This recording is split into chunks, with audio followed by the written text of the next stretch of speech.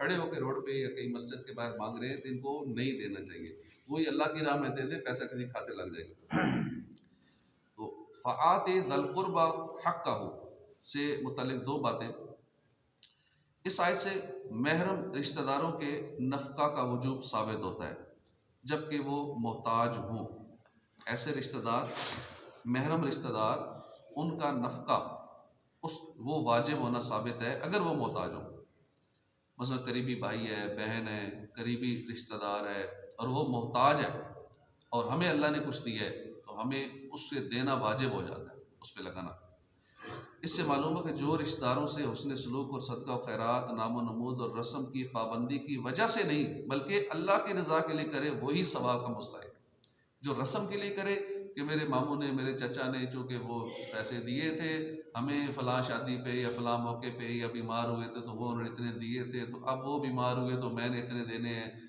मेरी अब उसने मुझे दिए तो मैंने अब उसको इतने देने हैं, चूँकि उसने मुझे बच्चा पैदा हुआ तो इतने दिए थे। ये आपस में बाजियाँ जो बनाई हुई हैं रस्म व रवाज। अब इसके तौर पे देते हैं, सवाब के लिए देते हैं। जब दे रहे होते हैं 1000 5000 उस टाइम ये दिल में होता है ये बाजी लौट आनी है, इसने मुझे देने। वलीमे पे जब देंगे 1000 5000 तो भी होगा क्योंकि ये वापस आने हैं, वो इन्वेस्टमेंट समझ रहे होते हैं और बाज़ का समझते हैं इससे ज़्यादा वापस आने हैं। सूद की सूरत ही बात सूरतों में पाई जाती है कि अगर 1000 दिया है तो उधर से 1500 या 2000 ही आएगा, क्योंकि अगले भी समझता है यार उतने नहीं देने जितने दिए, फालतू देने। तो ये अल्लाह की रज़ा की नीयत हो, जितना देना है इस नीयत से दे कि वापस नहीं भी करेगा खैर। अगर उसकी शादी पे दे दिया, बीमारी पे दे दिया, परेशानी पे दे दिया, किसी रस्म रवाज की वजह से बच्चा पैदा हुआ उस पर मुबारकबाद दे दी, इस नीयत से दे कि ना भी वापस लौटाए, मैं इसकी वैसे दे रहा हूँ, रिश्तेदार की मदद समझते हुए इस नीयत से दे रहा हूँ, अब उसका सवाब मिलेगा। वरना रस्म रवाज ही पूरे करते रहे तो बेशक लाखों रुपया खर्च कर दे इन कामों में, कुछ नहीं मिलेगा। अल्लाह की रज़ा के लिए होगा तो फिर इस पर सवाब मिलेगा।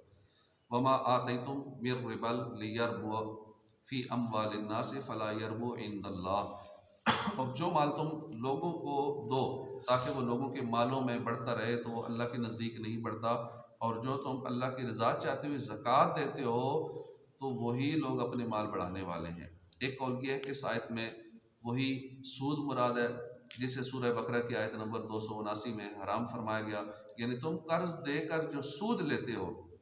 और अपने मालों में इजाफा करते हो तो वो अल्लाह के नज़दीक इजाफा नहीं है। और एक कौल ये है कि यहाँ वो तोहफे मुराद हैं जो इस नीयत से दिए जाते हैं कि जिसे तोहफा दिया है वो उससे ज़्यादा देगा, जो अभी मैंने बात की कि इस नीयत से तोहफा देना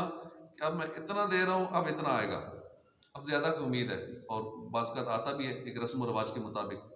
और एक कौल ये है यहाँ वो तोहफे मुराद हैं जो इस नीयत से दिए जाएँ कि वो ज़्यादा देगा। और मुफस्सिरीन फरमाते हैं कि लोगों का दस्तूर था कि वो दोस्त अहबाब और शनासाई रखने वालों को या और किसी शख्स को इस नीयत से हदिया देते थे कि वो इससे ज़्यादा देगा। ये जायज़ तो है लेकिन सवाब नहीं मिलेगा इस पर, और इसमें बरकत नहीं होगी क्योंकि ये खालिस्तन अल्लाह के लिए नहीं हुआ, अल्लाह के लिए नहीं हुआ। इसलिए जब भी किसी को देना है, तोहफा देना है या वैसे देने हैं, इस नीयत से दे कि अब ये मुझे वापस दे ना दे, मेरे साथ जुल्म करे, दुश्मनी करे, जो भी करे, मैं कुछ नहीं कहूँगा। जब दिया अल्लाह को तो फिर बंदे से क्या कहना, बाद में कहना ये मैंने इसकी मदद की, मैंने इसको ये दिया, ये तो मेरे खिलाफ बातें करता है, ये मेरी मुखालफत करता है, मेरी गिबतें करता है। भाई उसको तो दिए ही नहीं,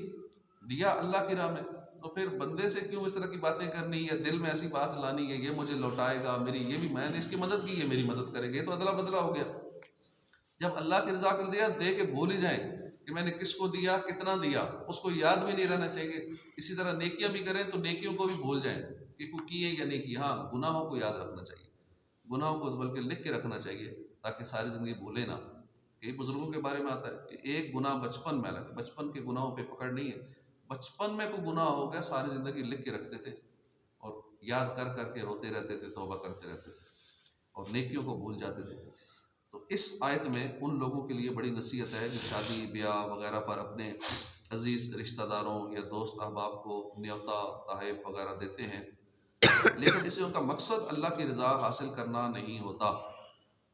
बल्कि या तो इसलिए देते हैं कि लोग ज़्यादा देने पर उनकी तारीफ़ करेंगे, तो फ़लाँ ने इतना नोट दिया और दिखा के देते हैं, या इसलिए देते हैं कि ख़ानदान में उनकी नाक ऊँची रहेगी, या सिर्फ इसलिए देते हैं कि उन्हें 5 के 10,000 मिलेंगे, ऐसे लोग सवाब के मुस्तहिक नहीं हैं। वमा आतैतुम मिन ज़कातिन तुरीदूना वजह अल्लाह, और जो तुम अल्लाह की रज़ा चाहते हो वह ज़कात देते हो, यानी जो लोग अल्लाह ताला की रज़ा चाहते हो ज़कात और दीगर सदक़ात देते हैं, इससे बदला लेना मकसूद होता है ना नामो नमूद, तो उन्हीं लोगों का अजर व सवाब ज़्यादा होगा और उन्हें एक नेकी का सवाब 10 गुना ज़्यादा दिया जाएगा। कई लोग ज़कात भी देते हैं ना, तो सबको राज़ी रखते हैं, इसे भी दी उसे भी दी, इस इदारों को भी, सबको राज़ी रखते हैं, सब बंदों को राज़ी रखते हैं, अल्लाह की रज़ा के लिए नहीं देते, छुपा के नहीं देते, बता के देते हैं। बात सूरतों में ठीक है, ज़कात बात सूरतों में बतानी होती है, लेकिन मौका होता है ताकि लोगों को बदगुमानी से बचाने के लिए कि इतना मालदार है पता नहीं ज़कात देता ही नहीं देता। अब उस बदगुमानी से बचाने के लिए अगर किसी ने उस नीयत से दिखा कर दी तो वो तो ठीक है, जायज़ सूरत हो जाएगी। या किसी की तरगीब के लिए जुम्मे वाले दिन खड़ा हो गया कि जी मैं ये इतना देता हूँ, आपने जो ऐलान किया, मौलवी साहब ने ऐलान किया है जी फ़लाँ चीज़ मस्जिद के लिए चाहिए, माहाना 2,000 दिया करें, मैं नियत करता हूँ मैं सारी ज़िंदगी 2-2 हज़ार दिया करूँगा, 3,000 दिया करूँगा। अब उसकी नीयत ये हो कि मेरे उठने से हो सकता है 10 लोगों औरों का ज़हन बन जाए, 100 और बंदे जो 400 बैठे हैं उनमें से चलो 2, 4, 10, 20 लोगों का ही ज़हन बन जाए, यार इसने नीयत की है तो चलो मैं भी कर लेता हूँ, ये कौन सा मुझसे ज़्यादा पैसे वाला मैं हूँ, ठीक है मैं भी नियत करता हूँ जी, इसने 1000 की है तो मैं 2,000 की करता हूँ।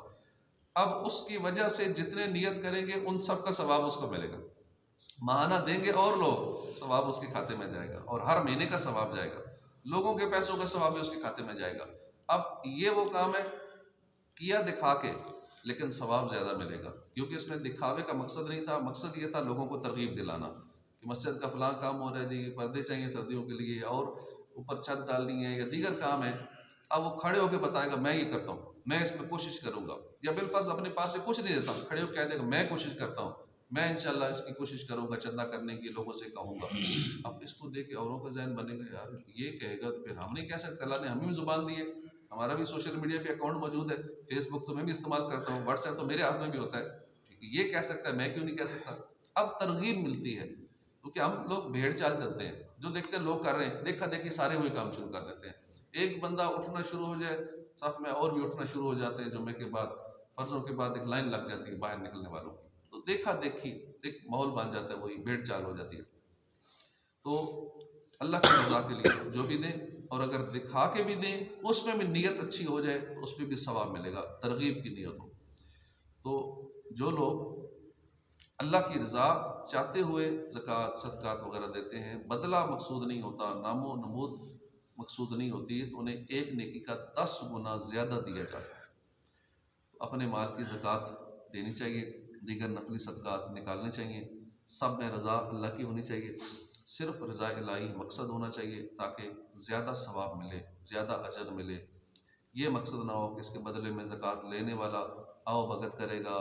खिदमत का खिदमतकार बन जाएगा, मेरी हर बात मानेगा, इशारा करूँगा तो हुक्म मानेगा, हर वक्त एहसानमंद रहेगा, लोगों में चर्चा करेगा कि फ़लाँ साहब कितने अच्छे हैं, लोग उनके सदक़ात वगैरह की कसरत पर तारीफ़ों के पुल बांधेंगे। अगर इस मकसद से ज़कात और सदक़ात वगैरह दिए तो सवाब मिलना तो दूर की बात है, उल्टा गुनाहों का मीटर तेज़ हो जाए। लिहाजा ज़कात दी जाए, सदक़ात बाहर सूरत सिर्फ अल्लाह की रज़ा हासिल करने के लिए हो, उसके अलावा कोई और मकसद ना हो। प्लीज़ जो लोग ज़कात के हक़दारों को ज़कात और सदक़ात वगैरह देते हैं और ये दावा करते हैं कि वो अल्लाह की रज़ा हासिल करने के लिए ऐसा कर रहे हैं,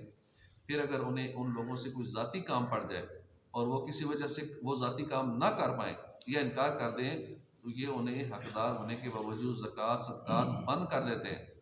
क्योंकि उनका वो ज़ाती काम नहीं किया उन्होंने। ऐसे हज़रात अपने दिल की हालत पर गौर कर लें कि अगर वाकई उन्होंने अल्लाह की रज़ा हासिल करने के लिए ज़कात सदक़ात दिए थे तो ज़ाती काम ना होने की वजह से उन्हें ज़कात सदक़ात देना बंद करना ऐसा क्यों किया। रियाकारी बड़ा नाजुक मामला है, बहुत से लोग बेतवज्जी में भी इसका शिकार होते हैं। लिहाजा हर शख्स को अपने हाल पर गौर करना चाहिए